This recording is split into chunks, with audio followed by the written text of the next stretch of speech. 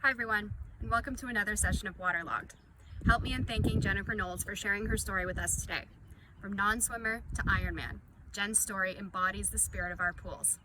Hi, I'm Jen Knowles, and I love our pool. Our family joined the club in 2005, and I don't remember why. I suppose it seemed like a good idea at the time, but we hardly used the club except to come down for dinner. Our four boys were between 8 and 16 years old at the time, and I was busy running, playing hockey, and running a business while my husband traveled constantly. I had no interest in the swimming pool. I grew up in a small town in northern Ontario where there wasn't a single pool. The water in the lake was brown and murky, and it had leeches in it. So I just didn't swim. The only time I swam was at our summer cottage in Muskoka. And even then, I preferred to jump off the dock and get in quickly because I was a big baby about cold water. So I never graduated past the dog paddle. So how does someone like me go from this to this? Our boys were involved in a lot of sports. And in 2006, one of my sons, Tim, out of the blue, decided to do a triathlon near our cottage. Then another son, Scott, who was 12 and a strong swimmer, decided he wanted to do the Muskoka Kids Tri.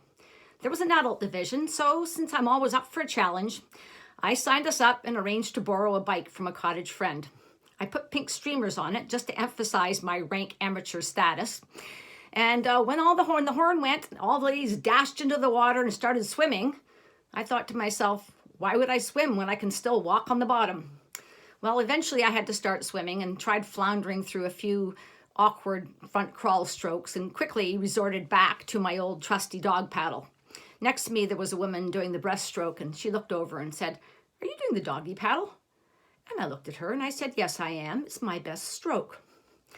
We huffed and puffed our way through the 400-meter swim with the rescue kayak keeping a close eye on us. What a relief to get out of the water. I put on my helmet and hopped onto the bike. Well, I didn't know until then that I could bike really fast. Who knew? I was having a blast, passing people like crazy, and by the end of the ride, I had passed all but the two of the over 40 women. On the run, I caught another one and ended up in second in the over 40 division. I was pretty full of myself by then and figured, who needs to be able to swim? Look at me go. Over the next couple of years, our family got involved in a lot of short races, everybody coming out. But my son Scott was the most enthusiastic, going along with me to many races where we would compete mostly against each other. I could still beat him sometimes. But in 2008, he was 14, and that was the last time I beat him, a fact that he reminds me of frequently. During this time, I was still avoiding the pool at the club, though. And when the triathlon season would end, I'd hang up my bike and put away my swimsuit. In the fall of 2008, Scott and I both won a draw prize through a race series draw. I won a triathlon bag, and he won a set of swimming lessons. Well, it didn't take him long to advise me that he needed a triathlon bag, and I needed swimming lessons. I kept putting it off, and finally, in late spring of 2009, I signed up for these free lessons. I learned to put my face in the water and get my body horizontal. Good enough for me, and on with another summer triathlon season, still never having gotten into our club pool. I had pretty good success at the races, despite my still terrible swimming. But after completing those introductory lessons in 2009, I finally decided I needed to do something.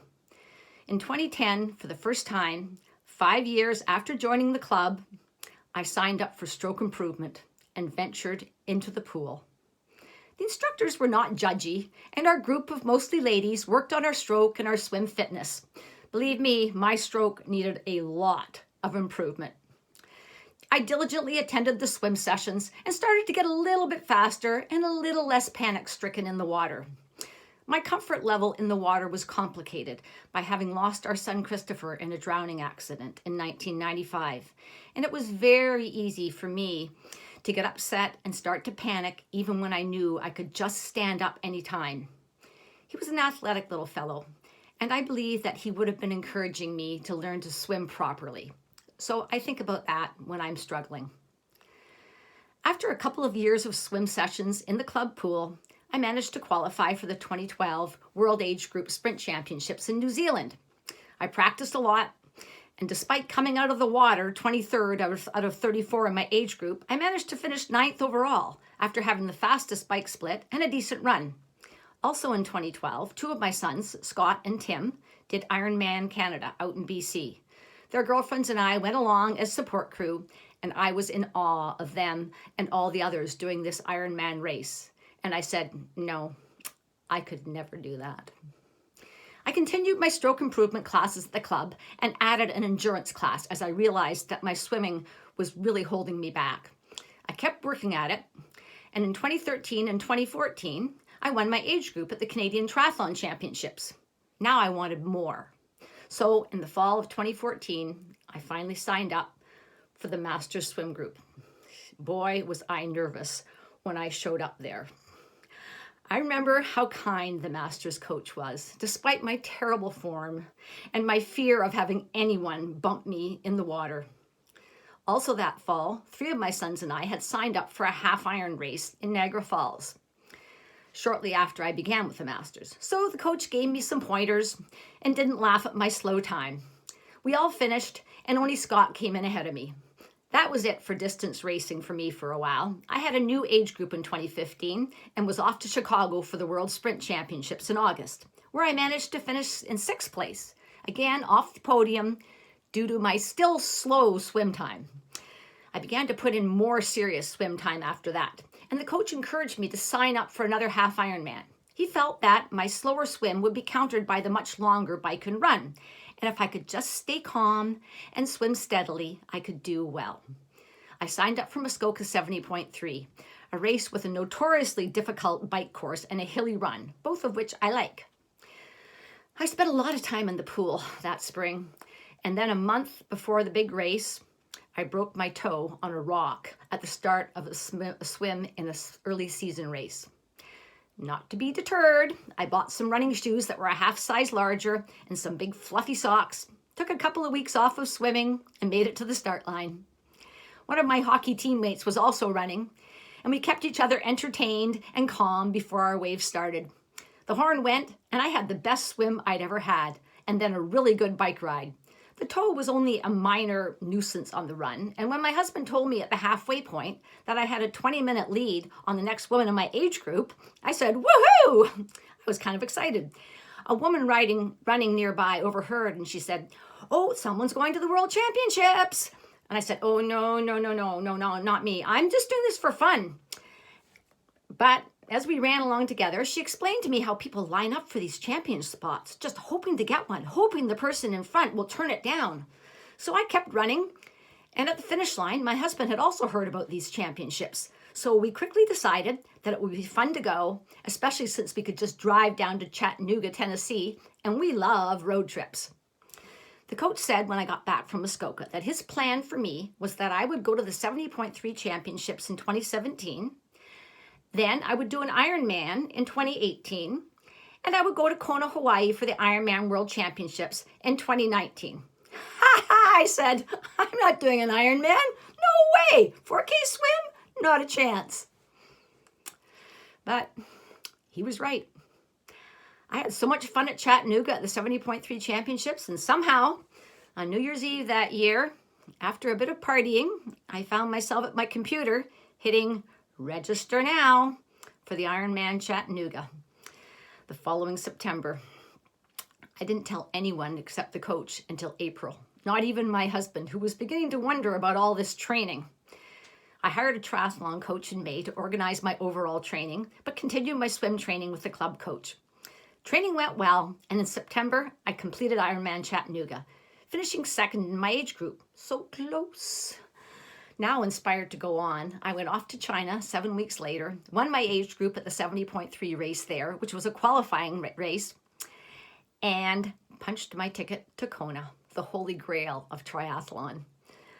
It was just as the coach had planned, and last October, when I completed the 4K practice swim a week before the race, I thought about how none of this would have happened if I hadn't joined that first stroke improvement class.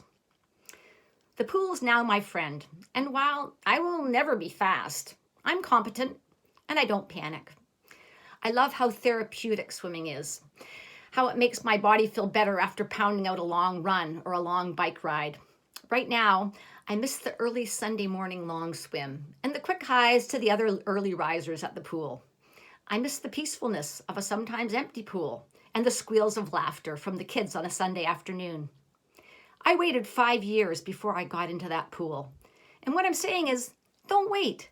Yes, your hair will get wet. You might feel a little bit chilly when you get in, or maybe you're a terrible swimmer like I was. But it doesn't matter. You can learn to swim, or learn to swim better. To enjoy the rhythm of your breathing as you feel the water moving past you, and how good you feel afterwards. We have a great pool. You can touch the bottom anytime you need to, or do fancy flip turns if you want. It can be the start of a new fitness routine, or in addition to other things you're already doing. And you're never too old to get better at something. I was 55 when I took my first swim lesson, and nearly 10 years later, I was at Kona, swimming 4 kilometers in the ocean with no wetsuit to keep me afloat, and not worried about the 180-kilometer bike ride and the 42K run that followed. I was just enjoying my swim. So when this is over and we are back at the club, join the pool party, even if you're a doggy paddler. Who knows where it will take you?